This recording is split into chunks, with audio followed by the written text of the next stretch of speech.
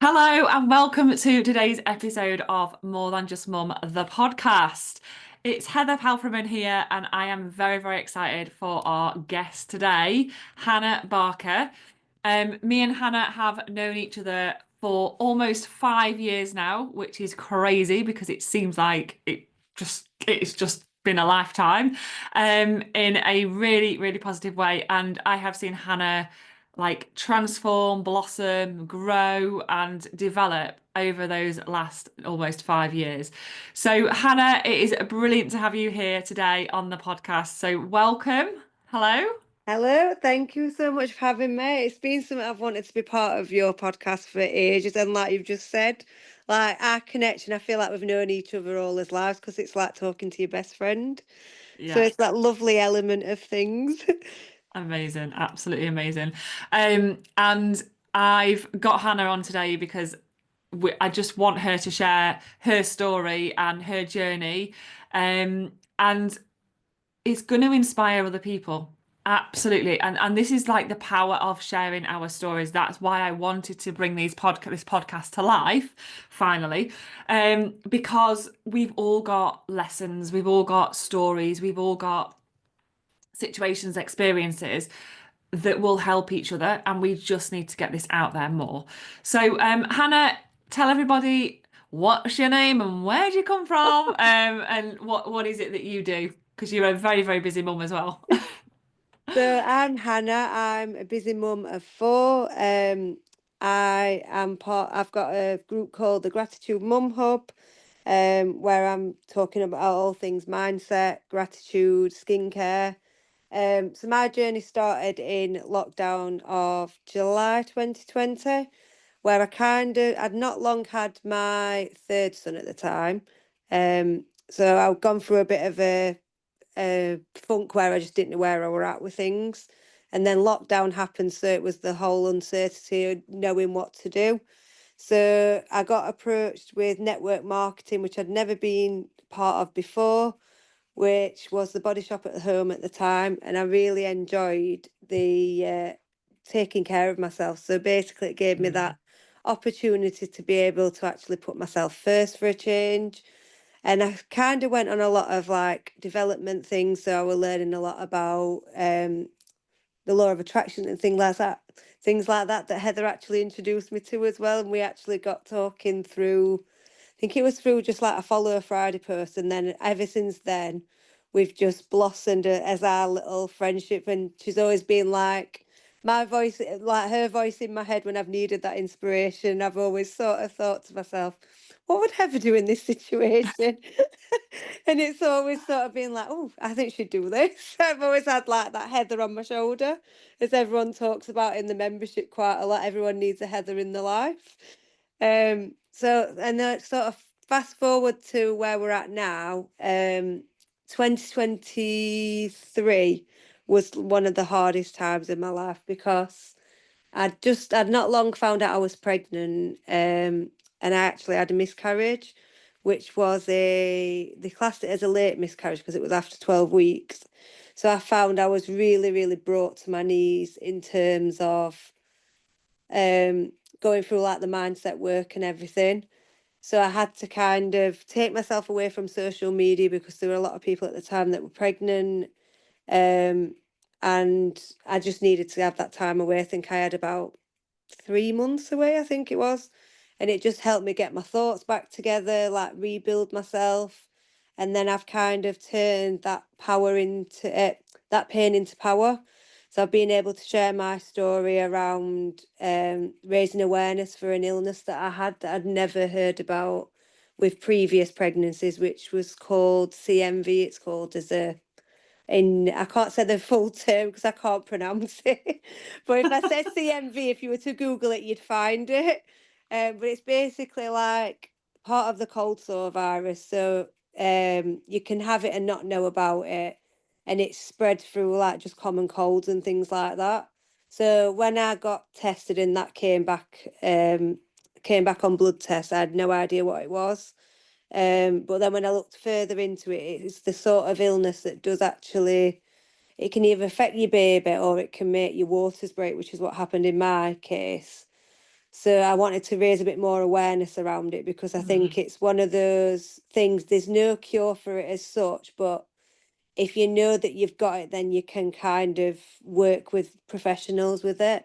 Obviously, in my case, it didn't really end how we wanted it to. But then I've got, fast forward to 2024, and I've got my little rainbow baby Rafe. And I feel like he was brought to me, and I think it's a reincarnation, because he was born on 1101. So they're my two favourite angel numbers. And I always think to myself, like, a part of his brother lives in him, and I just, like, I feel like Robin's come back to me. So like we always do like a bit of a memorial for him. So like when it's coming up to the anniversary, to honour him and things. And I've had previous miscarriages which were early miscarriages, so they were easier to get over, whereas this one was very unexpected. So I just wanted to sort of share my journey and just say, like, there's nothing that you can't bring yourself out of, because I'd got myself into a good mindset, whereas the first time having my first miscarriage, I didn't have that. So doing the work and just doing the small action steps is what gets you to where you want to be. And we're constantly growing and evolving. And the biggest thing I've found as well is EFT tapping's been quite a good tool for me recently. I started that, I'd probably say a couple of months ago. And then since doing that alongside meditation, it's just shifted things for me. And I've been able to have that more calmer experience with also another tool that I use, which is intention setting, which is another tool you can use to basically just write down on paper, or even like say out loud what you want to bring for the day. So one of my questions I tend to ask a lot is, what do I want to create today? How do I want to feel today? What's my intention for the day? So it can literally, it's tapping into your five senses. If you're good at visualizing, I find it hard to visualize, but I know that something's there. So that's kind of part of me. Some people can't always see visually, but they have that deep knowing that it's there. So it's just tapping into what feels right for you. And today I was listening to a podcast, and I've learned quite a lot from that as well. Like, I didn't realize, just through doing 6 deep breaths for 10 minutes in the morning, not looking at your phone, and to do some intentional breathing, and basically um I got it off Rob Dials, actually. It was today's episode, and I must have needed to hear it, because I just had that feeling, oh, I need to listen to that today. So I listened to it, and it were really insightful, because he was saying it only takes you a matter of 2 minutes to reset everything. So if you're in the fight or flight response, 6 intentional breaths, like a breathing in and breathing out, is actually what recalibrates everything and puts everything back to a calming state. And I did That's actually, interesting. I it think was there's quite a few mums in here that could probably do with 6 deep breaths. definitely, and it's like he was saying, it doesn't even, because he said initially, to set up your day for success in the morning, 10 minutes in the morning, don't look at your phone, don't look at your to-do list, like, put that all to one side and have 10 minutes to yourself of just doing 6 deep breaths. And basically, what he was saying as well is, think of one thing you're grateful for. So you're starting your day with gratitude. So mine, I did it like around my family. So I was like, kept saying to myself in my head and out loud, I'm grateful for my family. And like every time your brain veers off, bring it back, bring back that feeling. Because he said he went on like a retreat for, I'm sure he said for like Buddhism. And he basically went on this retreat for 10 days. He couldn't speak to anybody. He literally weren't allowed to speak. They weren't allowed to have eye contact or anything. And it was just basically learning your mind to be quiet. Because that's a lot of the time is quite the hardest bit of switching off. You've always got I've got this to do, or I've got that to do. And I found the biggest thing for me has been literally having presence with things, because a lot of the time we have that many tabs open as mums anyway. It's having that time for yourself and thinking, no, I'm taking time for me now. This is my time. This is my time to sit and think, no, that can wait. That's not important right now. I'm a priority. So I just wanted to test the theory when he was saying about it, and it did actually make me feel really calm. And he was saying no matter what time of your day says it, obviously the shit's still going to hit the fan at some point in the day, but that's just lifing, isn't it? Like, so it's just the fact of having that intentional thing behind things you want to do. And last week, I think last week or week before, I had a parking ticket given to me, and I was absolutely livid. And I was thinking to myself once it had happened and everything had calmed down, thinking, why have I got this parking ticket? Like, what is the lesson behind it? And when I thought about it, I switched something around in my morning routine, literally just one little thing Mm, of not procrastinating doing things and not messing around and not being productive. And I changed one thing, which was instead of just sitting around doing nothing, doing the jobs I needed to do, and then having a slow morning. And I actually left the house 10 minutes earlier than I would have normally.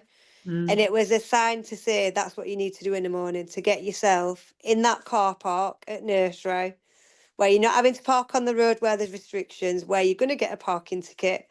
So that's kind of like the universe's nudge to say, you've been saying you want to be more mm. organised. You've been saying you want to be more calm, but you're still in busy mode. This Yeah. is what you need to do, and it's literally that one little small action that can change the whole game. Mm, And that's the one thing I want to try and put across to people. Like, gratitude is such a powerful tool that anyone can use with that intentionality. And it's just having that time for yourself. I mean, if you can't manage 10 minutes, 5 minutes is like suffices.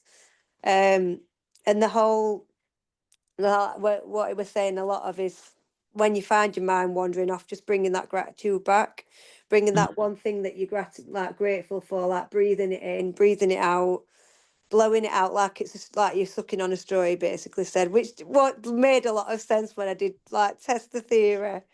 So I'm one of these. If I learn something new, I have to test that theory because I want to see where they're coming from. And I felt I so love much it. calmer. That used to be me. Oh, you can't think a positive and a negative thought at the same time. Well, do you know what? I'm going to try anyway. You literally can't though, can you? Like, what you focus on is where your energy goes as well. Like, if you're wanting to bring in more calm and more organisation, you need to have those moments where you can allow yourself to have that.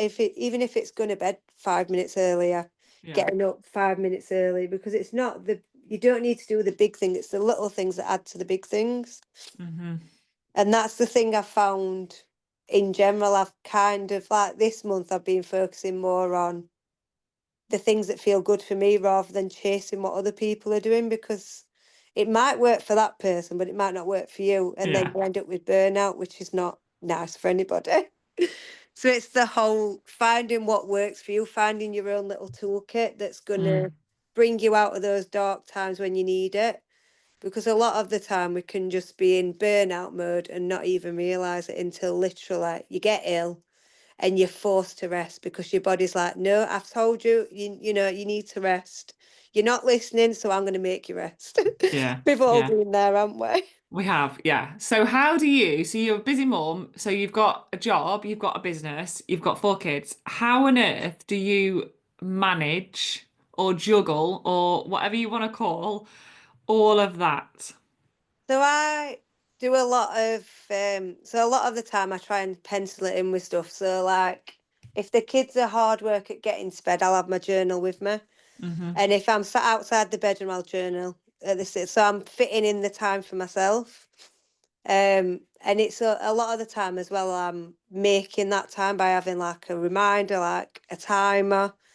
Mm. Um, I've made it like a non-negotiable on a Thursday. I have a child-free day. Like, if you can do that, because it's such a nice day just to have to yourself, just to refill your cup.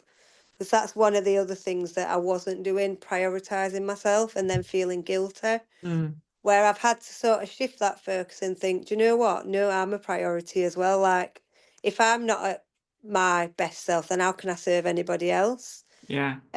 So a lot of the time I'll just put that time aside, whether it's like set 10-minute pocket pocket seconds. Like even before, like that's why I always say like the first thing in the morning is a powerful tool because your brain's not quite woke up and you can sort of mold your day to how you want it. So that's why the deep 6 breaths is actually quite a good one. So like I say, I tried that this morning because I was feeling a bit stressed. And ever since doing it, I felt a lot calmer. And I did it before I came on here as well, along with your tea She knew she was tapping. coming on with me, so she needed to take some deep breaths. I needed some deep breathing. I needed to recalibrate myself. Needed to bring that fresh energy in. And this is it. Oh. It's those. It doesn't have to be something that's going to take you ages. It's just having that intention behind it that this is a non-negotiable. This is the time I'm going to do it.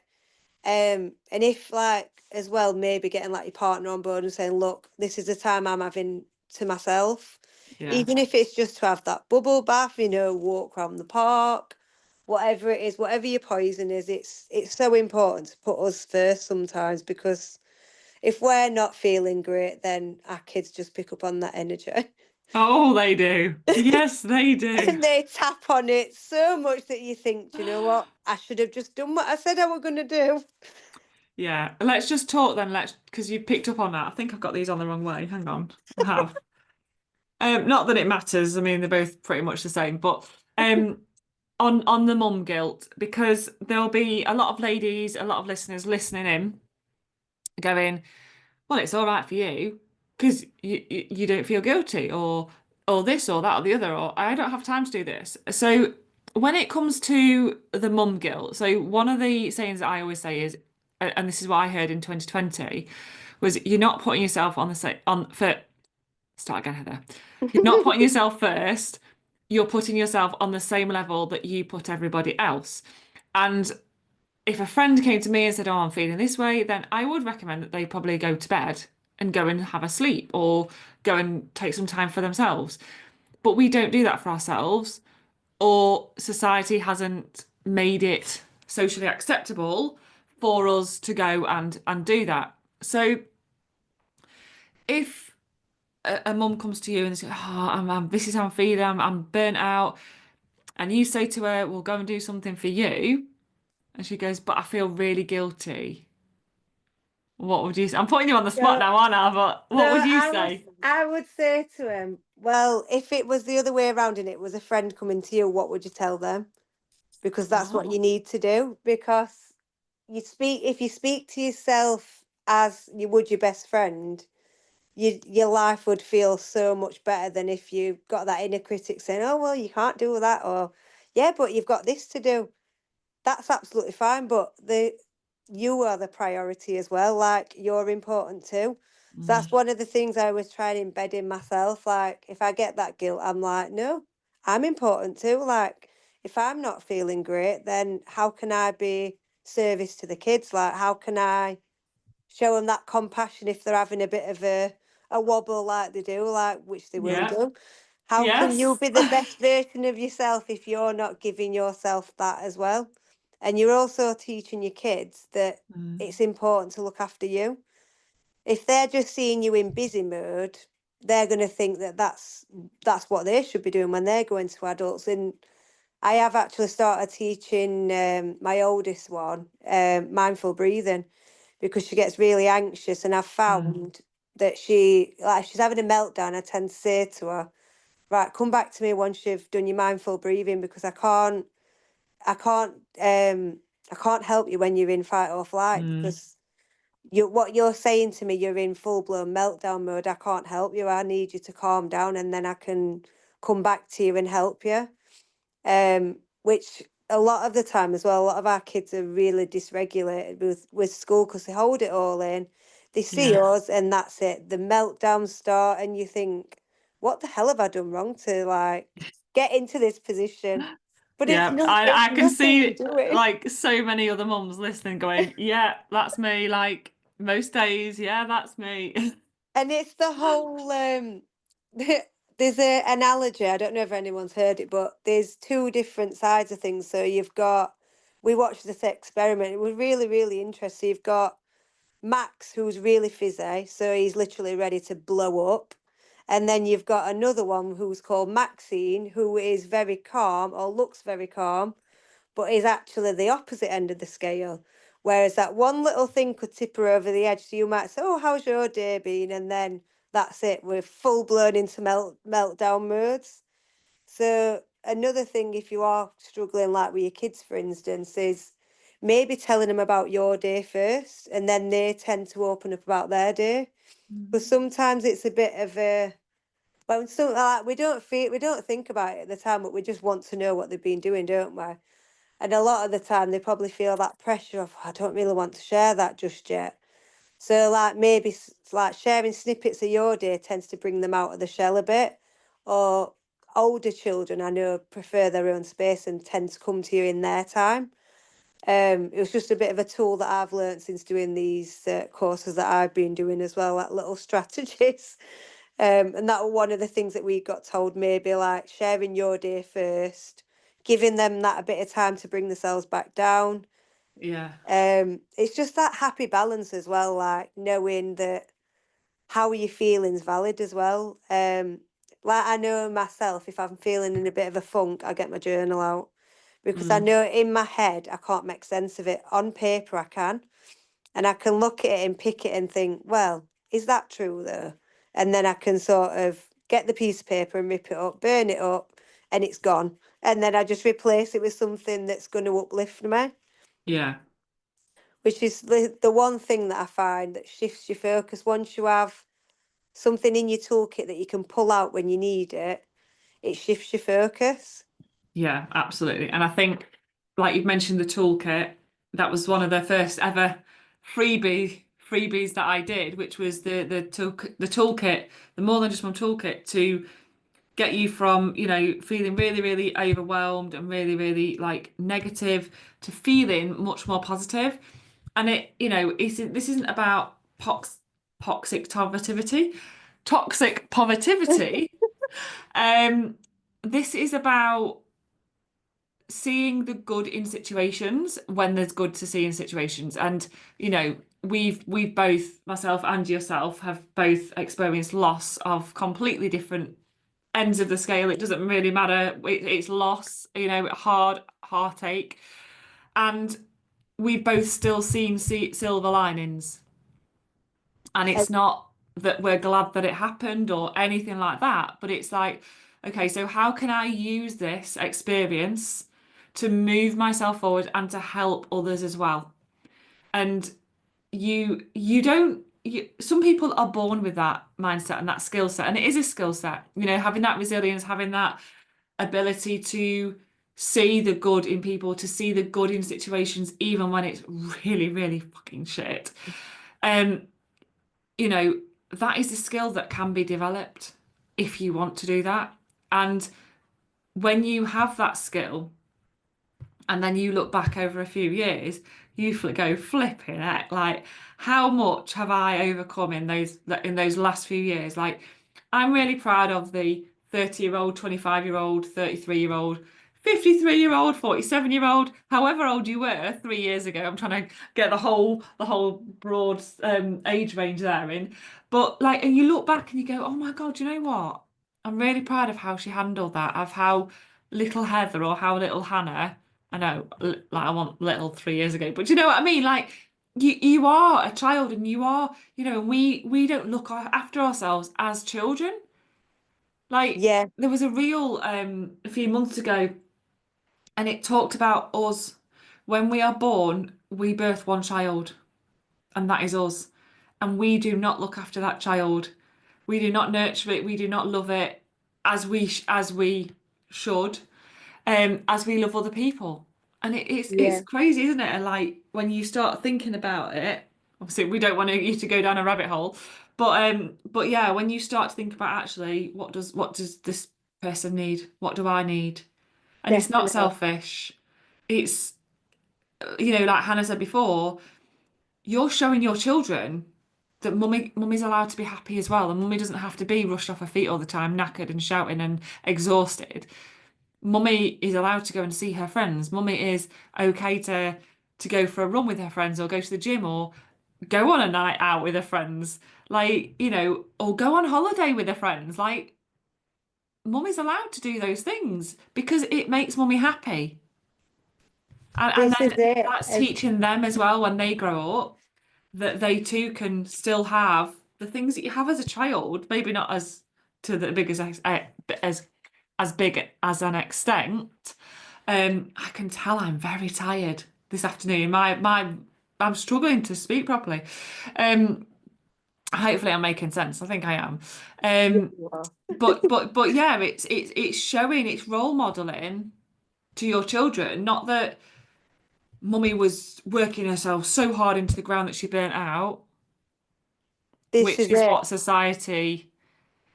Oh, oh, how are you? Are you busy? Well, actually, do you know what? No, I'm not busy. Well, that's not good. Yeah, it's brilliant. Actually, I really love not being busy. But we And it, don't, do we? We go, no, oh, I'm so busy. Oh, and it's like a bloody fucking award. yeah. And the other thing as well, like a lot of the time we don't actually ask that question, do we, in the morning? Like that's probably a good question to ask in the morning, what do I need? And instead of listening to your head, like tapping into your heart space, Mm, because your head will always tell you the option that's not the right one for you.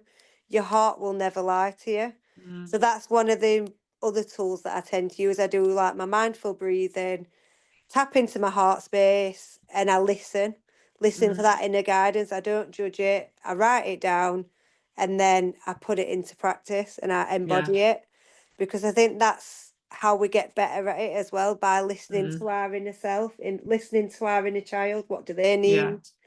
So I think a lot of the time we just need that hug, we just need that compassion.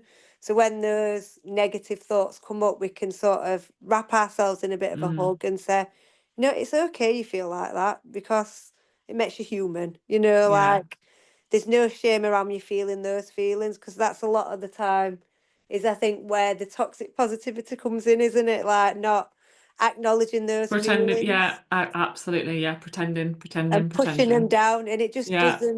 doesn't work, does it, when it's like that? It needs to be, you need to acknowledge that first, then you can move through to the next thing. Mm.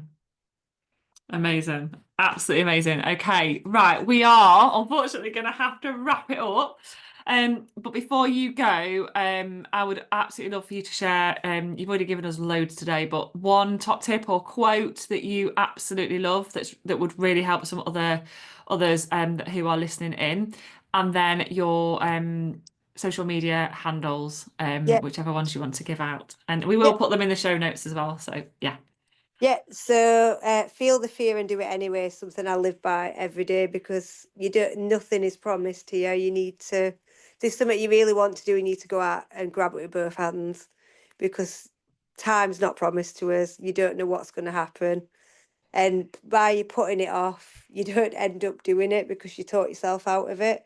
So, and the 3, 2, 1 method, like, I'm going to do this, right? 3, 2, 1, go. Run with it.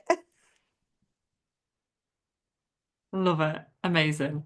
And And it's just it's action. It's taking action over definitely inaction.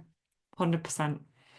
the action, the small steps lead to the big things. And it doesn't even have to be something that's a massive thing. It's Mm. just having that, I'm going to do this. It's a non negotiable.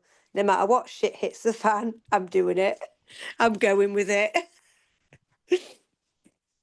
Fab. And where can people find you if they want to come and connect with you?